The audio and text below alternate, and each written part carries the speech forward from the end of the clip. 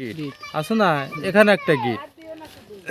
তাহলে আমরা যেহেতু গাছের একটু এখানে কাটলে ই হয়, একটু দূরে কাটি। হ্যাঁ, এই এখানে কাটি, এখানে একটা গিট আছে, এই যে একটা গিট আছে না, গিট গিট মনে হয়, মানে এখান থেকে একটা কুড়ি শেকড় গজাতে পারে। তাহলে কি করব, এরা চতুর্পাশে একে গোল করে কেটে নেব।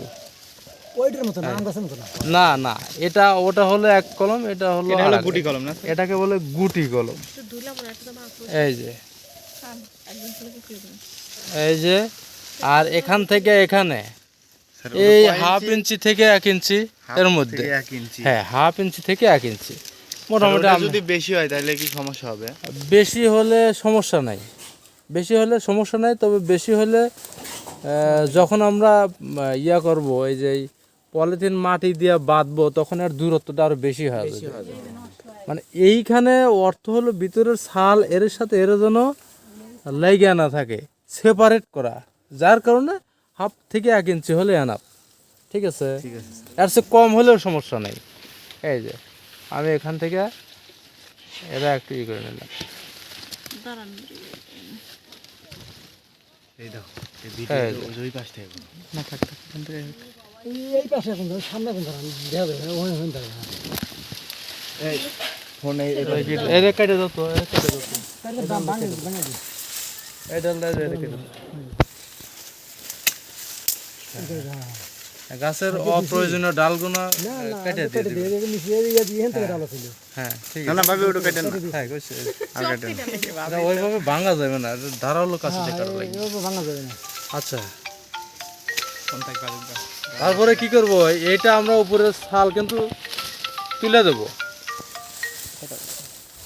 এই যে উপরের ছাল তুলে দেব, আমরা এখন উপরের ছাল তুলছি। হ্যালো, আমরা তো এগুলো অবশ্যই বইয়ে দেখতে পাচ্ছি, তাই না? প্র্যাকটিক্যাল কি কেউ করছে? না না না, প্র্যাকটিক্যাল করার সুযোগ হয়নি কারো। এই কলম আমি করেছি স্যার বাড়িতে, আমার পেয়ারা গাছও আছে অনেক। হ্যাঁ, পেয়ারা গাছে এ কলম হয়, পেয়ারা গাছে, কাঁঠাল গাছে, লেবু গাছে, আম গাছে। লেবু গাছ হয়। হ্যাঁ, লেবু গাছেও হয়, আম গাছেও হয়। সময় পেলে এটাকে বলে গুটি কলম। হ্যাঁ, আমি লেবু গাছে দেবো। কলম অনেক প্রকার, এই কলম আবার দাবা কলম আছে, গুটি কলম আছে।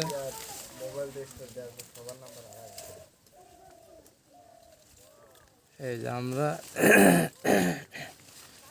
এরা টোয়া নিচ্ছি,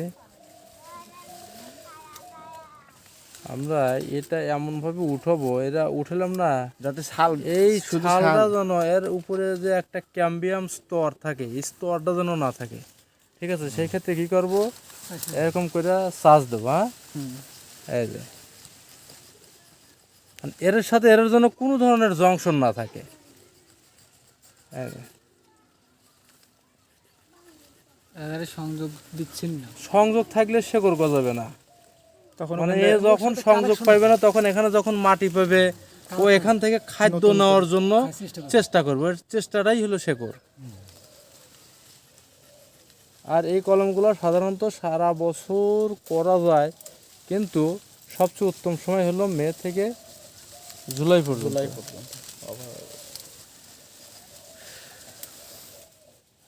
তখন এর ইদা অ্যাসিডটা ভালো হয়।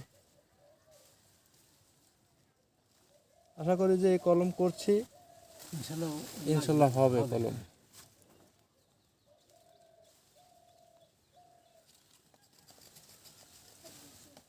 আমাদের এটা মোটামুটি শেষ আছে, দেখা যায়, দেখি। হ্যাঁ হ্যাঁ, এটা কিন্তু ক্যাম্বিয়াম স্তর দেখা যায়।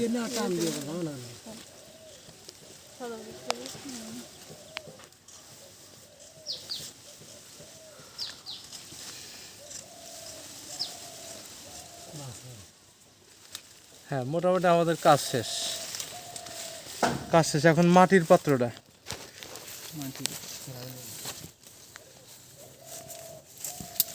না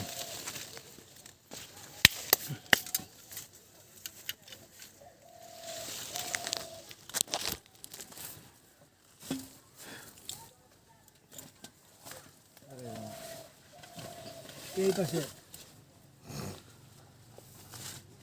আর মাটি লাগাবো।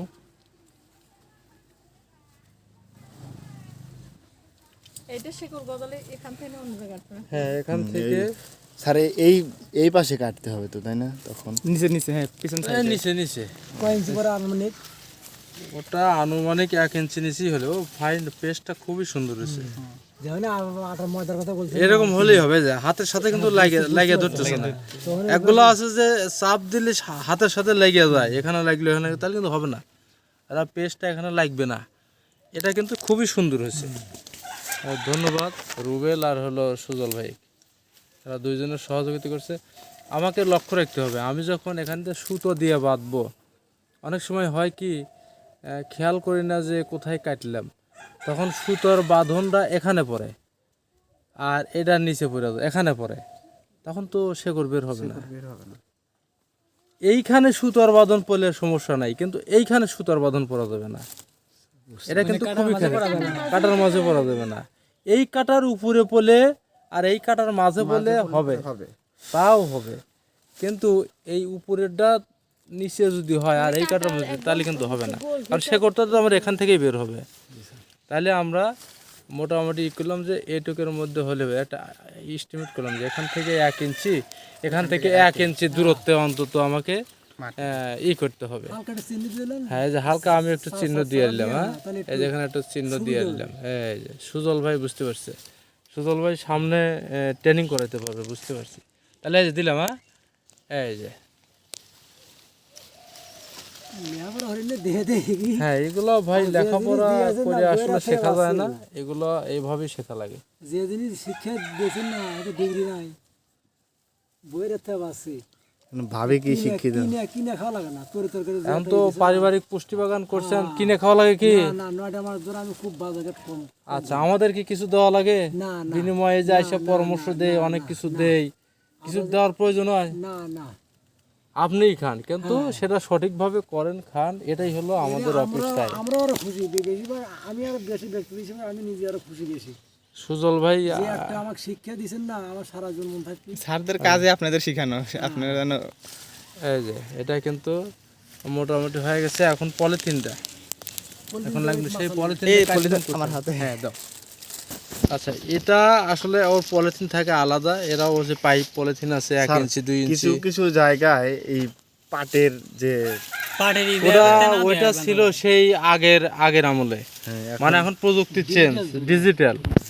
আগে অনেক সময় পাটের দিয়া ওই পানি পাতিল উপরে দিয়া ফুটো করে, মানে ফোঁটা দিছে, 1 ফোঁটা করে পড়ছে, তাই না?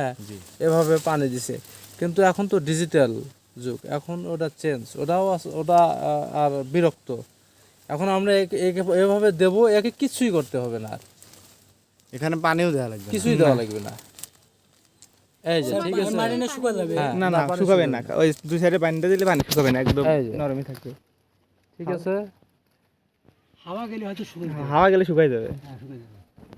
এই যে আমাকে খেয়াল করতে হবে, আমি যে পেঁয়াজটা দেবো সেটা যেন অবশ্যই আর মধ্যে না পড়ে, ওই কাটার মাঝখানে না পড়ে। মাঝখানে যাতে না পড়ে। এবং ঠিক আছে।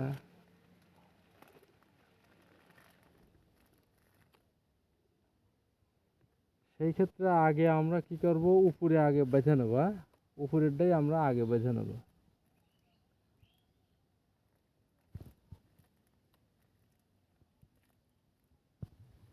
এই পলিথিন জন্য কিনছেন, ওদের কি এই গাছে কি পলিথিন তো পাওয়া যায় না?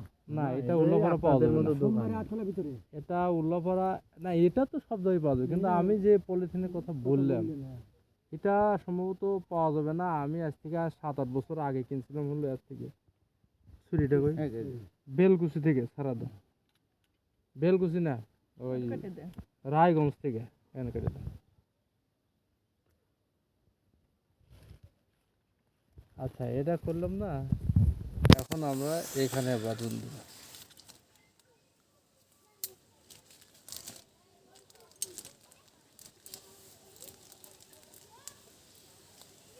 বাঁধনটা ধীরে ধীরে এইদিকে কিন্তু এদিকে নিয়ে আসবা, যদি একটু লুজ থাকে এরা যেন টাইট হয়ে যায়। এই যে আমি কিন্তু ধীরে ধীরে এইদিকে চাপাইতেছি, ঠিক আছে? এই উপর দিকে চাপা নিতেছি, যতটুকু আসুক। হ্যাঁ, এরা শর্ট হয়ে গেলে প্রয়োজন আমি এটা চাপা দেবো, এই যে এটা কেটে দিই। এটা হচ্ছে শক্ত করে বাঁধা লাগবে, ভিতরে বাতাস প্রবেশ হুম। করতে হবে। আর এইখানে তো এই পলির জোড়া দিয়ে তো হাওয়া যেতে পারে। না, ওই হাওয়া গেলে কোনো সমস্যা নেই। যে হাওয়াটা যাবে আর ওইটা ও তো শুকাবেই এক সময়, কিন্তু যতদিন ভেজা থাকবে এই ভেজার মধ্যে ও শিকড় বের হবে। বের হবে। কিন্তু আমাকে একটু খেয়াল করতে হবে। আমি যখন কিন্তু বৃষ্টি হয় তাহলে ওর ভিতরে তো ওই ফাঁকা দিয়ে পানি চলে যায়। না পানি যাবে না, ফাঁকা ওরকম নাই, আচ্ছা হালকা গেলেও কিছু হবে না। একটু আমি এই যে এখানে কিন্তু এখন চাপ দিলে এই পাম্পের মতো কিন্তু স্প্রিং করে এই যে তার মানে বাধাটা ঠিক আছে, এটা কিন্তু শক্ত আছে। এই যে একটু চাপ দে, হালকা চাপ দে, দেখো ঠিক আছে না, এটা পাম্পের মতো পাম্পের মতো, মানে সহজে দাবতেছে না, তাই না? দাবলেও ব্যাগে হ্যাঁ, আসছে। এই জন্য তার মানে দুই দিক থেকে ওর বাধাটা ঠিক আছে। তো আমরা এইভাবে বাঁধবো, আর এই কয়েকদিন পরে লক্ষ্য করব, যদি দেখা যায় যে একেবারে শুকিয়ে গেছে, শুকিয়ে যাওয়ার কথা না, এই 7 থেকে 8 দিন বা 10 দিন পরে, তাহলে সিরিঞ্জ আছে না, সিরিঞ্জ দিয়ে একটু পানি এক জায়গায় একটু ছিদ্র করে ওর ভিতরে একটু পানি দিয়ে দিলাম। উপরের দিকে হ্যাঁ, এই উপরে কোথাও একটু ছিদ্র করে পানি দিয়ে দিলাম, যেন আবার পানি এখানে জড়ো না হয়ে থাকে। তবে দেওয়ার দরকার নেই, প্রয়োজন হবে না। যখন শেকড় বের হবে, বের হলে তখন